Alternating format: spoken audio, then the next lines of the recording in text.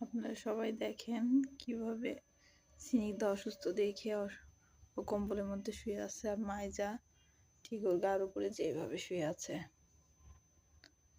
বোন অসুস্থ বলে বোনের গার উপরে উঠে শুয়ে আছে এইভাবে, ঠিক কম্বলের নিচে ওরা এইভাবে শুয়েছিল। স্নিগ্ধা হঠাৎ করে ওর মনে একটু ঠান্ডা লাগছে, ও সারাদিন উঠছে না, কিছু খাচ্ছে না, দেখে মাইজা যে আবার ওর গার উপরে উঠে আদর করে দিচ্ছে ওকে, আর আদর করে এভাবে শুয়ে আছে। এত যে ভালো লাগে এদের মিল দেখে,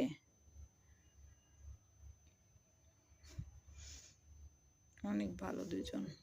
দুজন দুজনকে খুবই ভালোবাসে।